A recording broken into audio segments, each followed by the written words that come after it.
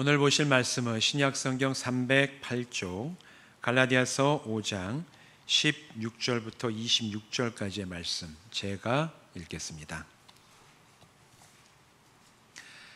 내가 이르노니 너희는 성령을 따라 행하라. 그리하면 육체의 욕심을 이루지 아니하리라. 육체의 소욕은 성령을 거스르고 성령은 육체를 거스르나니 이 둘이 서로 대적하므로 너희가 원하는 것을 하지 못하게 하려 함이니라. 너희가 만일 성령의 인도하시는 바가 되면 율법 아래에 있지 아니하리라. 육체의 일은 분명하니 곧 음행과 더러운 것과 호색과 우상 숭배와 주술과 원수 맺는 것과 분쟁과 시기와 분냄과 당 짓는 것과 분열함과 이단과 투기와 술 취함과 방탕함과 또 그와 같은 것들이라. 전에 너희에게 경계한 것 같이 경계하노니 이런 일을 하는 자들은 하나님의 나라를 유업으로 받지 못할 것이요 오직 성령의 열매는 사랑과 희락과 화평과 오래 참음과 자비와 양성과 충성과 온유와 절제니 이 같은 것을 금지할 법이 없느니라. 그리스도 예수의 사람들은 육체와 함께 그 정욕과 탐심을 십자가에 못 박았느니라. 만일 우리가 성령으로 살면 또한 성령으로 행할지니 헛된 영광을 구하여 서로 노엽게 하거나 서로 투기하지 말지니라. 아멘. 기도하시겠습니다.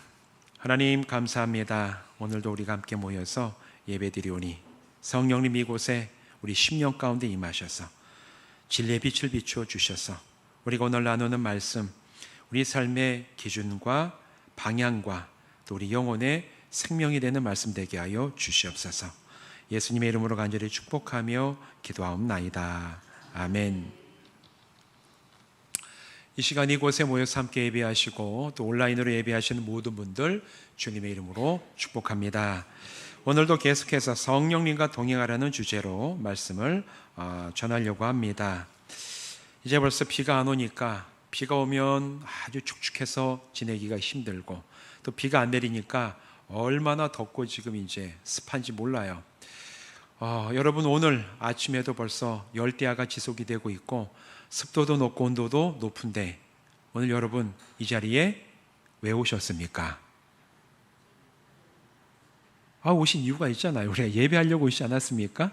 사실 집안에서 아주 시원하게 하고 쉬면은 훨씬 더 편하고 좋을 텐데 이 무더운 여름에 일어나서 준비해가지고 또 교회 와서 예배하는 이 자리에 우리가 다 나왔어요. 그런데 우리가 여기 나온 이유를 분명히 알아야 되죠. 이 시간 우리가 함께 예배하는 이유는 우리가 하나님의 자녀로 부름받았기 때문인 줄로 믿습니다. 그렇지 않으면 이 무더운 여름에 고생스럽게 일찍이 준비해가지고 여기 와가지고 뭐하러 앉아 있습니까? 우리를 하나님이 부르셨기 때문에 내가 이곳에 나왔고, 부르신 이유는 여러분 한 분 한 분 저를 포함해서 우리 모두를 하나님께서 구원받은 자녀로 부르셨기 때문인 줄로 믿습니다. 그런데 성도들이 구원을 얻어서 하나님의 자녀가 된 것은 자기가 행한 의로움이나 선한 일에 대한 대가를 받은 게 아니라고 말씀을 드렸죠.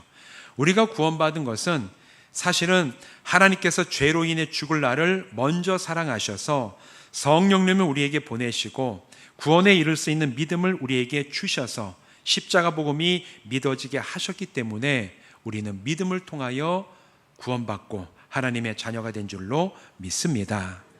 그러면 우리가 정말 믿음을 통하여 성령님을 통하여 믿음을 받고 그 믿음을 통하여 구원에 이르르고 나면 우리는 구원받은 하나님의 자녀가 되고 또 하나님의 자녀가 되면 그때 우리에게 일어나는 변화가 한 가지가 있어요. 우리 안에 성령께서 함께 하시는 겁니다. 성령께서 구원받은 성도들과 함께 하시면서 성도들의 영혼과 삶이 하나님의 자녀에 합당하도록 도우시고 이끌어 가시는 놀라운 일이 우리의 마음에서 또 삶에서도 일어나요.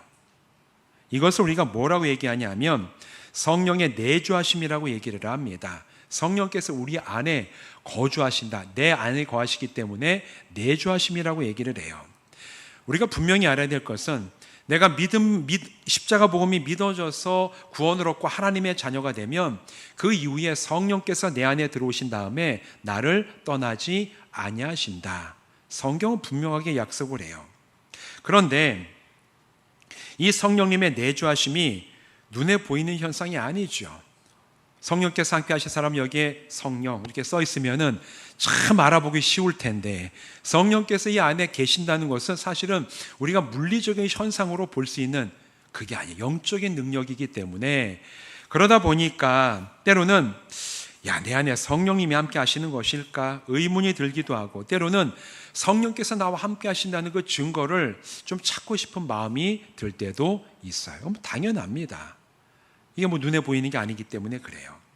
그러다 보니까 어떤 분들은 예언을 하거나 방언을 하거나 입신, 신유 같은 성령의 은사가 나타나게 되면 이런 성령의 은사를 행하는 사람을 보니까 저 사람은 성령님과 함께 동행하며 그 사람 안에 성령께서 거하시는구나, 이렇게 여기는 분들도 있어요. 여러분 어떠십니까? 성령의 은사가 나타나면 그 사람이 성령과 동행하고 성령님께서 그 사람 안에 내주하신다고 생각하십니까? 그게 성령의 내주의 기준이 된다고 여러분 그렇게 생각하세요? 방언하고 예언하고 입신하고 귀신도 쫓고 신의 은사도 행하면 이 사람은 진짜 성령께서 함께 하시며 떠나지 않으시는 분이시구나, 보통은 교회에서 이렇게 생각할 때가 있지요. 그런데 성경을 보면 이런 은사가 나타난다고 해서 그 사람이 성령님과 평생을 동행하는 게 아니에요. 성령의 은사는 하나님께서 주시는 사람에게 나타납니다. 구약 성경을 보면 사무엘서 19장에 다윗과 사울 왕 이야기가 기록이 되어 있어요. 사울 왕이 다윗을 시기해가지고 그 다윗을 죽이려고 얼마나 애를 많이 씁니까? 그래서 어느 날 또 이 다윗을 죽이기 위해 사울 왕이 그 길을 나서서 가는데 하나님의 영이 이 사울 왕과 함께하는 사람들에게 임해서 이 다윗을 잡으러 가던 사울 왕이 막 예언을 하고 아주 그런 사건이 사무엘상 19장에 기록이 되어 있어요. 이러고 보면 이 사울 왕이 하나님의 영이 임해가지고 막 예언을 하는 은사를 받은 게 맞지요. 그렇지만 성경의 그 뒷이야기를 보면 이 사울이 하나님의 영을 받아 예언을 하는 은사를 행했음에도 불구하고 그는 하나님을 떠나서 돌아오지 않았고 결국 하나님을 떠난 채 비참하게 죽은 그 이야기들을 성경은 뒤이어서 기록을 하고 있어요. 신약 성경에도 이런 일들이 몇 가지가 있는데 대표적으로 가룟 유다가 여기에 해당이 되죠. 마태복음 10장에 보면 예수님은 함께하던 그 12제자들을 보내시면서 귀신을 쫓아내며 병을 고치는 권능을 12제자 모두에게 주십니다. 당연히 가룟 유다도 아마 이 제자들과 함께 다니며 이런 권능을 행했을 것이 분명해요. 하지만 가룟 유다의 마지막은 우리가 잘 알고 있는 것처럼 예수님을 배반하고 스스로 자기의 목숨을 끊는 것으로 끝나고 말았음을 성경은 분명하게 증언을 해요. 여기서 알 수 있는 것은 여러분, 은사는 그 사람이 성령님과 함께 평생을 동행한다는 증거가 되지 못해요. 오늘날 우리들이 봐도 마찬가지예요. 우리 지금 천부교라고 얘기하는 옛날에 전도관, 거기에 이제 박태선이라는 교주, 옛날에 얼마나 은사가 뜨거웠는지 몰라요. 용문상 기도원 출신인데 거기에서 아주 기도만 하면 병자가 낫고 나중에는 이 사람이 쓴 손수건을 바울처럼 사람에게 올려놓으려고 손수건 하나만 받으려고 따라다니고 아주 그 은사가 대단했습니다. 근데 그 마지막에 어떻게 됩니까? 자기가 하나님이라고 교주가 돼가지고 이단을 세워놓고 지금 우리 시내 가도 이마트 뒤에 가면 천부교 하나 있잖아요. 은사가 있다는 것이 성령께서 그 사람 안에 함께 하시고 평생 동안 그 사람과 동행하신다는 증거가 되지 못해요. 은사는 하나님이 쓰시고자 하시는 사람에게 주십니다. 예수 안 믿는 사람에게도 은사가 와요. 성경을 보면 느부갓네살 왕과 바벨론 제국을 하나님께 사용하셔요. 왜? 역사의 주인이시기 때문에 하나님의 뜻이면은 은사도 주시고 사용도 하세요. 그걸 가지고 성령이 함께 하시고 성령의 내주하심의 증거로 여기기에는 성경이 그게 합당하다고 얘기하지를 않습니다. 그런데 성령님이 함께 하실 때 반드시 나타나는 게 있습니다. 오늘 본문 22절과 23절에 보면 성령의 열매에 대해서 얘기하는데, 오늘 이 본문 가운데 얘기하는 이 성령의 열매가 성령이 함께 하시고 내주하시는 사람에게는 반드시 나타나는 증거들이에요. 그래서 이 성령의 열매가 한 사람의 인격과 말과 행동과 삶에서 나타난다면 그 사람은 성령님과 분명하게 동행하며 변화를 이루어가고 있다고 우리는 확인할 수가 있죠. 우리 22절과 23절을 같이 한번 읽어보실까요? 시작. 오직 성령의 열매는 사랑과 희락과 화평과 오래 참음과 자비와 양성과 충성과 온유와 절제니 이 같은 것을 금지할 법이 없느니라. 아멘. 무엇이 하나님과 동행하며 성령님이 함께 하시며 성령의 역사가 있고 내주하시는 증거가 되느냐? 은사가 아니라 성령의 열매가 그 사람에게 있느냐 없느냐에 따라서 이 성령이 함께 하시는 그 기준을 삼을 수가 있다는 거예요. 그런데 이런 성령의 열매가 그 사람 가운데서 일어나게 되고 시작되는 것은 그 시작점이 어떻게 되냐면 성도 안에 기대와 소망이 달라지는 것에서부터 그 변화가 시작이 됩니다.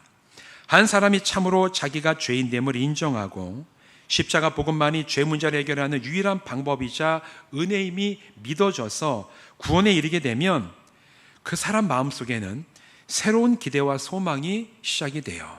예전에는 정말 이게 최고인 줄 알았지만 저게 정말 내 인생의 목표인 줄 알았는데 내가 정말 주님을 만나고 죄 용서함 받고 내가 믿어지고 하나님의 자녀가 되었다는 분명한 확신이 내 안에 들어오면 그 다음에는 새로운 기대와 소망이 그 사람 가운데 싹 트게 돼요.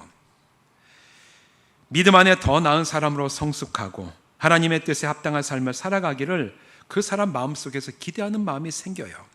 인격에 있어서 더 성숙한 사람, 기도하며 하나님과 친밀함을 더 깊이 누리는 사람, 진리의 말씀에 더 순종하는 사람, 가정이나 학교, 직장, 일터, 사랑과의 관계 안에서 하나님의 살아계심과 복음의 진리됨을 증거하는 사람이 되고자 하는 그런 기대와 소망이 사람의 마음속에서 생기게 됩니다. 왜냐하면 이 마음과 이런 기대는 하나님께서 성령님을 통해서 우리에게 주시는 선물이기 때문에 그래요. 구원받은 자에게 하나님 이런 선물을 주십니다. 그래서 로마서 15장 13절은 이렇게 얘기를 합니다. 소망이 하나님이 모든 기쁨과 평강을 믿음 안에서 너희에게 충만하게 하사 성령의 능력으로 소망이 넘치게 하시기를 원하노라. 이렇게 사도 바울이 로마 교회 성도들에게 썼어요. 다시 말해서 내 안에 구원받은 이후에 내 마음속에 정말 새로운 기대와 소망, 그게 하나님과 관련이 있고 하나님이 기뻐하시는 방향으로 나의 기대와 소망이 새로워진다면 여러분 그 기대와 소망은 하나님의 성령님을 통하여 주신 선물인 줄로 믿습니다. 그게 있다면 나에게서는 새로운 변화가 시작이 된 거예요. 그런데 이처럼 우리 안에 이런 기대가 시작이 되면서 내 이 기대와 소망이 점차 삶 가운데 드러나고 이루어지는 그 결과가 뭐냐? 오늘 우리가 본문에서 읽었던 성령의 열매라는 거예요. 그런데 여러분 이 성령의 열매는 저절로 맺어지지 않습니다. 구원받음은 전적인 하나님의 은혜와 능력으로 주어져요. 구원받는 데 있어서 우리의 능력, 나의 어떤 지식, 나의 공로 이런 거는 하등의 영향을 미치지 못해요. 내가 예수 안에서 구원받는 건 전적으로 하나님이 나를 사랑하시고 나를 먼저 복음을 주시고 그 복음의 은혜를 믿어지는 믿음을 주셨기 때문에 내가 구원받는 것이 내가 지혜가 있고 이성이 뛰어나기 때문에 더 잘 믿고 나는 뭐 배운 게 없으니까 더 못 믿고 하나님 앞에서 구원받는 믿음에는 이런 기준은 아무 영향을 주지 못합니다. 오직 하나님의 전적인 은혜로만 우리가 구원받을 수가 있어요. 그런데 이렇게 구원받은 성도들이 성령의 열매를 맺어가는 것은 저절로 되지 않습니다. 성령의 열매를 맺을 때는 이 성도들 안에 있는 마음속에 있는 의지적인 결단, 선택 그리고 그 훈련을 행할 때 그 사람이 성령의 열매를 맺어갈 수가 있어요. 그런데 우리가 정말 구원받으면 하나님께서 우리 안에 선한 소망과 기대를 주시는데 신앙생활 오래 하신 분들은 다 경험하시는 거지만 우리 마음속에 내가 정말 새로운 기대와 소망이 주어졌다고 해서 그것이 저절로 이루어집니까? 저절로 이루어지지 않습니까? 우리가 정말 선한 일을 하려고 마음 먹으면 그게 막 저절로 선한 일이 막 이루어집니까? 사실은 그렇지 않아요. 우리가 정말 선한 일을 행하고자 하고 하나님이 기뻐하시는 방향을 내가 힘있게 나가고자 하는 마음, 열정은 구원받은 사람에게 다 있어요. 그러나 그 방향과 그 일이 저절로 내가 아무 노력도 하지 않은데 그냥 쫙 열리는 그런 일들은 사실은 있긴 있어도 많지가 않죠. 많은 경우에 있어서 우리가 그것을 온전히 이루기가 참 어려운 경우가 있습니다. 왜 그럴까? 그 이유가 오늘 본문 말씀에 나와요. 16절과 17절 우리 같이 읽어보실까요? 시작. 내가 이르노니 너희는 성령을 따라 행하라. 그리하면 육체 욕심을 이루지 아니하리라. 육체의 소욕은 성령을 거스르고 성령은 육체를 거스르나니 이 둘이 서로 대적함으로 너희가 원하는 것을 하지 못하게 하려 함이니라. 아멘. 성도들이 구원받았음에도 내면에는 육체의 소욕이 들고 일어나서 우리 마음과 생각을 지배하고 영향을 미칠 때 우리는 선한 그런 기대와 소망을 이루기보다는 그런 육신의 생각, 오늘 보면 말하는 육체의 소욕을 따라가는 일이 사실은 일어나요. 우리가 유혹에 넘어질 때도 있습니다. 때로는 내가 예수 믿지만 나의 이익을 따라 나갈 때도 있어요. 하나님보다 눈에 보이는 것이 더 나의 마음을 끄는 그런 경우들도 있습니다. 그건 우리가 육신을 입고 살아가는 인간이기 때문에 이 세상에 살면서 경험하는 현실이에요.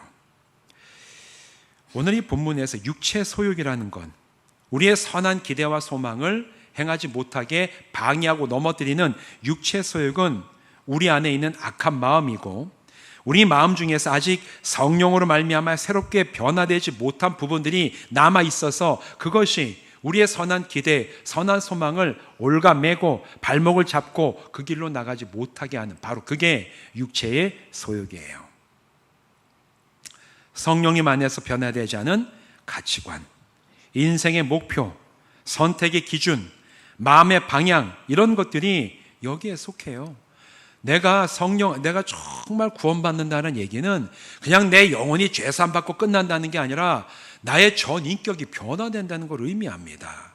내가 예수 믿고 구원받으면 나의 생각이 변해야 돼요. 내 가치관이 달라져야 되고 내 선택의 기준도 바뀌어야 됩니다. 그런데 예수는 믿는다고 하지만 내 생각은 바뀌지 않고 가치관은 옛날 똑같고 내가 뭔가를 선택하는 기준은 나에게 이익이 되냐 안 되냐 그거에서 전혀 나아가지 못하고 내가 바라보는 이 세상의 것이 하나님보다 훨씬 더 크게 보인다면 그 사람은 말로는 구원받았다고 얘기하지만 그 구원의 온전함을 전인격적으로 체험하지 못한 상태에 머물러 있는 거예요. 우리가 구원받는다는 것은 내 내면이 다 변화되어 가는 것인데 순식간에 변화되는 것도 있지만 그러지 못한 것도 있습니다. 완전히 변화되지 못한 그것들이 육체의 소욕이 되어서 우리를 넘어뜨리고 선한 기대와 소망을 붙잡으면 오늘 이 16절 17절 말씀처럼 마음에는 정말 간절함이 있지만 내가 정말 구원받고 주신 그 선한 소망이 있지만 그 길로 나아가는 것이 참 쉽지가 않게 되는 것이 오늘 이 본문이 우리에게 얘기하고 있는 거죠. 육신의 소욕이 사람을 지배해서 완전히 그 가운데 들어가게 되면 19절부터 21절에 나오는 그런 육체의 소욕을 따라 행하는 일들의 결과들이 결국 사람의 삶 가운데 일어납니다. 이렇게 얘기를 하죠. 육체의 일은 분명하니 곧 음행과 더러운 것과 호색과 우상숭배와 주술과 원수 맺는 것과 분쟁과 시기와 분냄과 당짓는 것과 분열함과 이단과 투기와 술취함과 방탕함이니 또 그와 같은 것들이라 전에 너에게 경계한 것까지 경계하노니 이런 일을 하는 자들은 하나님의 나라를 유업으로 받지 못할 것이요. 분명하게 얘기하고 있어요. 육체의 소욕을 따라 때로 우리가 흔들릴 수 있어요. 오늘 여기 얘기하는 것은 때로 내가 이 믿음의 길을 가다가 잠깐 내 마음이 이 세상과의 이 유혹에 넘어가서 뭔가 이 세상을 따라 이게 바르지 않구나. 내가 그걸 깨닫고 회개하고 돌이키 그걸 얘기하는 게 아니에요. 여기서 얘기하는 건 육체의 소욕을 자꾸 따라가다가 거기에 사로잡혀서 이제는 완전히 그 방향에 물들어가서 하나님과 상관없이 살아가는 이런 증상들이 나타나는 사람이 있다면 그 사람은 하나님의 나라를 유업으로 받지 못한다. 하나님 나라에 들어가지 못한다라는 얘기예요. 아무리 입으로는 예수 믿고 내가 교회 다녀도 이런 삶에서 이 방향이 하나님과 상관없이 육체의 소욕을 따라 살아가는 삶에 완전히 사로잡혀 있다면 참 안타깝지만 교회 다니고 믿는다고 얘기하는 건 소용이 없어요. 그의 삶이 자기가 하나님과 상관이 없는 걸 증거합니다. 이게 오늘 성경이 우리에게 주는 경고의 말씀이죠. 때로 우리가 살아가다가 이 육체의 소욕을 따라가는 이런 정말 하나님과 상관없는 그런 모습이 조금이라도 내 안에 나타나면 믿음 위에 선한 목적을 따라가려는 기대와 소망을 무너뜨리고 무기력하게 만들어요. 그런 경험들이 있으시죠? 내가 정말 살아가다 나 이렇게 하지 말아야지, 내가 이렇게 말하지 말아야지, 행동하지 말아야지 하다가 또 이렇게 또 뭔가를 잘못을 범하고 그게 나의 마음속에 죄책감을 주게 되면 그런 내 모습을 보게 될 때 어떻습니까? 기쁨이 듭니까? 실망이 들죠. 또 내가 이렇게 약하구나. 실망이 들어요. 그러다가 자꾸 반복하다 보면 낙심에 이르게 됩니다. 결국 좌절하거나 심하게 되면 믿어도 변하지 않아. 나는 믿음에 합당하지 않은 사람이야. 이런 생각에 이르기까지 해요. 근데 여러분 그거 아세요? 우리의 원수 마귀가 진짜 원하는 게 바로 그겁니다. 진짜 원하는 게 그거예요. 너 봐봐. 네가 예수 믿는다고? 이렇게 행동하면서 네가 예수 믿는다 얘기할 수 있어? 이렇게 정말 말하면서 네가 하나님의 자녀라고 얘기할 수 있어? 너는 그런 자격이 없어. 끊임없이 그거를 되새기고 그런 마음을 갖게 하는 게 그게 마귀의 우리에게 큰 도전입니다. 우리 자신의 모습만 보면서 나는 이게 내가 또 쓰러졌네, 내가 또 이런 실수를 했네, 나는 믿음이 나를 변화시키지 못하시나 봐. 그러면 그 원수 마귀가 제일 기뻐하면서 그래, 그가 바로 그 생각이야. 그러다가 계속 이런 생각에 사로잡히게 되면 결국에는 성령의 열매를 맺는 삶에 대해 완전히 포기하는 경우도 나옵니다. 여러분 지금까지 걸어왔던 신앙의 여정을 한번 돌이켜서 생각해 보십시오. 이런 낙심천만한 때가 얼마나 많이 있었습니까? 내 모습이 약하고 내 결단이 약하고 흔들리고 넘어질 때가 얼마나 많았습니까? 하지만 우리가 오늘 이 시간까지 믿음을 잃지 않고 달려온 것은 우리의 그런 모든 모습까지 다 이미 아시고 품으시고 돌보시는 하나님의 사랑과 은혜, 성령님의 도우심이 우리에게 있었기 때문에 오늘까지 온 줄로 믿습니다. 다른 말로 얘기하면 우리는 약해요. 원래 우리는 약합니다. 원래 우리는 잘 넘어집니다. 원래 우리는 유혹에 잘 흔들립니다. 하나님이 그걸 너무너무 잘 아셨어요. 그래서 우리에게 성령님을 보내시고 우리를 지금도 도우시라고 성령께서 우리 안에 내주하고 계시다는 사실이에요. 성령님께서 성도들을 도우십니다. 그래서 우리는 내가 약하기 때문에 내 안에서 나를 도우시는 성령님의 도우심과 인도하심을 내가 선택하고 그 선택에 따라 결단하고 성령님의 인도하심을 따라 나설 때 비로소 나의 약함을 성령의 은혜와 능력으로 채워서 함께 이 모든 믿음의 길을 끝까지 성실하게 달려나가게 될 줄로 믿습니다. 이게 내 안에 성령을 보내주신 하나님의 뜻이에요. 내 힘과 내 능력으로 성령 열매를 맺는 게 아니죠. 오늘 본문이 여기에 대해서 얘기를 해요. 25절 우리 같이 한번 읽어보실까요? 시작. 만일 우리가 성령으로 살면 또한 성령으로 행할지니. 성령 열매는 저절로 맺어지지 않아요. 어떻게 해야 되나? 성령으로 살면 성령으로 행하라. 성령을 선택해야 돼요. 선택하고 결단해야 됩니다. 그리고 그 결단을 따라 힘들지라도 내가 한 발을 내디딜 때 그 한 발을 내딛는 우리의 그 마음과 우리 모습을 보시면서 성령께서 우리의 손을 잡고 끌어내시고 인도할 수 있도록 우리를 붙잡으시고 갈 수 있도록 힘을 주신다는 얘기예요. 다른 말로 얘기하면 성령의 열매는 내가 맺는 게 아닙니다. 내가 결단하고 선택해야 돼요. 그리고 그 길로 나가야 돼요. 의지를 통해서 하나님을 바라봐야 됩니다. 그때 성령께서 주시는 그 은혜를 우리가 힘입고 성령과 함께 성령 열매를 맺어갈 수가 있어요. 그럴 때 내 안에 계신 성령님의 인도하심을 인정하고 선택하여서 행하면서 비로소 우리는 육신의 소욕을 벗어나 성령의 열매가 우리 가운데 내 삶의 인격과 말에 맺어져가는 놀라운 변화의 경험을 체험하게 될 줄로 믿습니다. 이런 놀라운 은혜를 체험하고 누리며 살아가는 성도들 되시기를 주님의 이름으로 부탁을 드립니다. 이렇게 성령님을 따라 행하며 성령의 열매를 맺기 위해서 반드시 기억해야 될 세 가지가 있어요. 24절 말씀을 한번 같이 읽어보실까요? 시작. 그리스도 예수의 사람들은 육체와 함께 그 정욕과 탐심을 십자가에 못 박았느니라. 아멘. 첫 번째로 기억할 것은 우리가 이미 그리스도 예수의 사람임을 꼭 기억해야 돼요.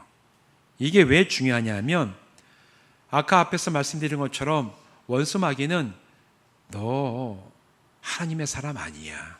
우리가 흔들리거나 약간 또 유혹에 좀 넘어갈 때쯤 되면 그걸 통해서 끊임없이 얘기하죠. 그런데 그때 정말 우리에게 필요한 게 우리의 정체성이 무엇이냐는 거예요. 하나님께서 우리에게 주신 그 믿음과 구원의 은혜가 우리를 하나님의 사람으로 또 예수 그리스도에게 속한 사람으로 변화시킨 줄로 믿습니다. 그러고 나면 그 이후에 우리의 정체성은 오늘 이 24절 말씀처럼 그리스도 예수의 사람이에요. 우리가 강할 때도 그리스도 예수의 사람이며 우리가 때로는 약할 때에도 우리는 그리스도 예수의 사람인 줄로 믿습니다. 마귀가 우리에게 네가 이렇게 무슨 하나님을 믿고 뭘 네가 신앙생활 한다고, 그때 우리가 기억해야 될 것은 너의 말은 옳지 않아. 나는 그리스도 예수에게 속한 사람이야. 나의 정체성은 예수께 속한 사람이야. 네가 나에게 뭐라고 얘기해도 나는 나의 존재의 정체성이 무엇인지 반드시 기억하고 흔들리지 않아. 이게 우리에게 다시 일어날 수 있는 힘을 줄 줄로 믿습니다. 오늘 그래서 우리가 첫 번째, 이 성령의 열매를 맺기 위해서는 내가 그리스도 예수의 사람임을 반드시 기억해야 돼요. 로마서 5장 8절 이렇게 얘기를 합니다. 우리가 아직 죄인 되었을 때에 그리스도께서 우리를 위하여 죽으심으로 하나님께서 우리에 대한 자기의 사랑을 확정하셨느니라. 죄인이었던 우리를 하나님이 먼저 사랑하셨어요. 그 사랑은 우리가 강할 때나 약할 때나 변함이 없으십니다. 내가 강하면 하나님이 사랑하시고 내가 이렇게 흔들리면 너 사랑받을 자격 없어, 이렇게 말씀하시는 사랑이 아니라는 거예요. 이게 우리의 정체성입니다. 때로 여러분 이 믿음의 길을 가다가 앞으로 앞날 가운데서도 똑같이 우리는 내 자신에게 실망할 때도 있을 겁니다. 그때 여러분 기억하세요. 그럼에도 불구하고 나는 그리스도 예수에게 속한 사람이다. 따라 한번 해보실까요? 나는 그리스도 예수에게 속한 사람이다. 이게 나의 정체성이기 때문에 언제나 그 정체성을 붙들고 잊지 말고 나가는 성도들 되시기를 부탁을 드립니다. 두 번째 기억해야 될 것은 우리가 그리스도의 사람이기 때문에 육체와 함께 그 정욕과 탐심을 십자가에 못 박았다. 24절은 그렇게 얘기하죠. 육체와 함께 그 정욕과 탐심을 십자가에 못 박았다라는 사실을 기억을 하셔야 돼요. 이 구절의 의미가 뭐냐? 죄된 행동뿐만 아니라 그 행동을 일으키는 동기와 마음까지도 드러내어 내면의 우상과 탐심을 해체하고 버리라는 것을 뜻합니다. 여러분, 우리가 정말 예수 믿고 변화되길 원하죠. 그런데 변화되려고 하는데 그 변화를 행동만 바꾸려는 거기에만 한정해서 우리는 절대로 변화되지 못합니다. 왜냐하면 행동은 그 행동이 저절로 나오는 게 아니에요. 행동을 유발하는 마음에 바람이 있어요. 이유가 있습니다. 대부분 건 탐심으로 연결이 돼요. 오늘날에 우리 한국 사회도 지금 중독 문제가 굉장히 심각하죠. 범죄에 해당하는 마약 중독, 도박 중독, 스마트폰에 대해서 게임 중독, 이런 중독, 내가 어느 날 깨달았어. 이 중독 내가 이거 버려야지. 알코올 중독도 마찬가지고. 그런데 이 중독의 문제만을 가지고 씨름하면 궁극적으로 그걸 치유할 수가 없어요. 왜냐하면 많은 경우에 영적인 것과 연관되어 있기 때문에 그래요. 이 중독 하나를 막으면 다른 거 하게 돼요. 이게 왜 그러냐 하면 중독은 궁극적으로 하나님이 아닌 것을 가지고 내가 즐거움과 만족과 쾌락을 얻으려는 내 마음속에 우상이 있기 때문에 그걸 추구하는 행동이 중독으로 나타나는 겁니다. 따라서 내가 여러 가지 중독을 깨뜨리게 이게 무슨 형법에 걸리는 것이든지 아니면 그냥 나의 어떤 개인적인 취미로서 이게 빠져 있든지 간에 그런 것들에서 벗어나려면 그 행동만을 집중해서 고치는 그걸 넘어서야 돼요. 내 마음속에 하나님이 아닌 다른 것으로 내가 진짜 기뻐하고 즐거워하고 만족감을 얻으려고 하는 또 다른 우상이 정말 내 마음속에 도사리고 있는가? 아닌가? 이걸 내가 발견하고 하나님, 이것이었습니다. 이게 우상이고 이게 죄의 근원이고 이게 나의 탐심이었습니다. 주님, 이것을 내가 십자가에 못 박습니다. 인정하고 고백하고 예수와 함께 십자가에 못 박지 않으면 우리는 절대로 행동을 고치지 못합니다. 바로 이걸 하라는 얘기예요. 내 마음속에 은밀히 숨겨져 있었던 우상, 바뀌지 않았던 생각, 탐심, 이 모든 것들을 내가 예수께 속한 사람이기 때문에 십자가에서 못 박고, 그때 우리가 완전히 자유함을 얻어 온전히 하나님이 가라고 하신 그 길, 성령님의 인도하심을 따르게 될 줄로 믿습니다. 그래서 우리는 기억해야 돼요. 나는 정말 육체와 함께 그 모든 정욕과 탐심, 내 내면의 우상을 찾아내고 그것까지도 하나님 앞에 인정하고 못 박았습니다. 그래서 저는 이제 자유합니다.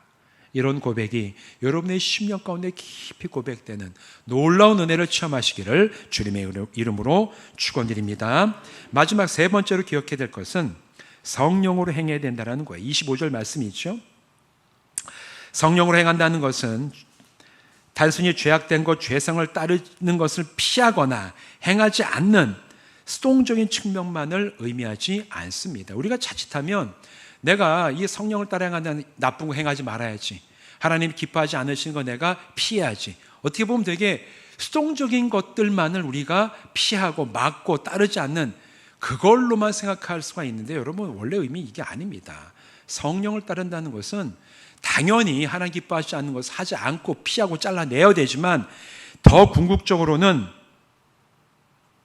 성령께서 우리에게 주시는 좋은 것으로 채우는 게 바로 이 성경 말씀의 의미예요. 우리 교회에 과수를 많이 키우시니까 과수 키우시고 농사 지으시는 분들 아마 금방 이해하실 겁니다. 좋은 열매를 맺기 위해서는 잡초 잘 뽑고 벌레만 잘 잡으면 과수에서 좋은 열매가 맺힙니까? 장로님 그렇습니까? 지금도 계속 과수를 키우시는, 이거 당연히 해야 되는 거죠. 벌레 잡고 그리고 뭐 약 치는 거 중요하죠. 근데 좋은 열매를 맺기 위해서는 여기에서만 하면 안 돼요. 뭘 해야 됩니까? 좋은 거름을 줘야 돼요. 퇴비를 줘야 되고 이 나무에 영향을 줘야지 그것들이 그걸 받아가지고 좋은 과실을 맺을 수 있도록 끌어올리고 열매를 맺는 거 아닙니까? 그래가지고 얼마나 우리 장로님 퇴비를 많이 줍니까? 비료도 나눠주고 그런 거 하나도 안 주고 난 벌레만 잘 잡을래, 열심히 잡는데 그러면 맺히긴 맺히죠. 근데 영양가가 없는 열매가 맺어지게 되는 거예요. 성령을 따라 행한다는 건 바로 그걸 의미합니다. 악한 것, 잘못된 것 하지 말아야죠. 그러나 여기에서 멈추면 안 돼요. 성령께서 좋은 곳으로 채우게 하시는 것을 내 영혼에 체험받아야 됩니다. 성령께서 예배를 통해 성령님의 임재가 우리의 심령 가운데 충만함을 경험해야 돼요. 성령께서 도우시는 기도를 통해 하나님과의 친밀함을 누려야 됩니다. 성령께서 조명하시는 성경 읽기를 통해 분명한 진리 위에 내가 굳건하게 서는 경험을 해야 돼요. 또한 성령께서 주시는 지혜와 능력을 따라서 다른 이들을 섬기고 서로 사랑하는 삶을 능동적이며 적극적으로 살아갈 때, 그때 우리는 성령을 따라 행하는 사람이 될 수가 있어요. 그리고 그럴 때 여러분의 심령과 성품에서 성령의 열매가 풍성하게 맺어지게 될 줄로 믿습니다. 이게 오늘 우리들에게 성령을 따르는 삶, 열매를 맺는 삶이라고 성경이 증거하고 있습니다. 사랑하는 성도 여러분, 한번 상상해 보시길 바라요. 오늘 읽은 이 본문 가운데 22절과 23절에 나오는 여러 가지 이 성령의 열매 다양한 측면들이 여러분의 삶에서 맺어진다면, 여러분의 인격과 말과 행동에서 드러난다면 그 모습이 얼마나 아름다울까? 그 여러분을 통해서 얼마나 많은 사람들이 선한 영향력을 받을까? 그런 열매 맺는 삶을 통해서 우리가 어떻게 하나님의 살아계심을 증거하고 말씀의 진리됨을 참으로 삶으로 증거하는 삶을 살아갈 수가 있을까? 그 삶을 한번 상상해 보시길 바랍니다. 얼마나 아름답고 귀하고 참 하나님 기뻐하시는 삶을 살아갈 것인가? 오늘 하나님께서 그런 삶으로 여러분을 초대하십니다. 이제 여러분 안에 계신 성령님을 내가 따르기로 결단하고, 성령님 나를 이끌어 주시옵소서. 오늘 내가 성령님을 선택하고 따릅니다. 저는 능력도 참 부족하고 힘도 없고 지혜도 부족하지만 주여, 제가 그 길을 한 발 내디딜 때 성령님 저를 이끌어 주시고 힘을 주시고 인도하여 주셔서 나의 전인격과 삶에서 성령의 열매가 맺어지는 아름다운 인생 살아가게 하여 주시옵소서. 하나님 앞에 기도하고 그 삶을 아름답게 살아내는 성도 되시기를 주님의 이름으로 축원드립니다. 기도하시겠습니다. 하나님, 우리가 성령의 열매를 맺는 삶을 살아가기 원합니다. 내 노력으로 불가능하고 내 능력을 벗어나는 것이지만, 그러나 내 안에 계신 성령님께서 우리의 삶을 인도하실 때 내가 성령님을 따르기로 선택하고 결단하고 한 발 내딛게 하여 주시옵소서. 그럴 때 성령님 우리를 붙잡으시고 나가게 하시고 열매 맺게 하셔서 우리 모든 삶이 성령의 열매로 아름답게 맺어지며 하나님 앞에서의 산 증인이요 많은 사람들에게 선과 유익을 미치는 귀하고 아름다운 하나님의 자녀의 삶을 살아가게 하여 주시옵소서. 예수님의 이름으로 간절히 축복하며 기도하옵나이다. 아멘.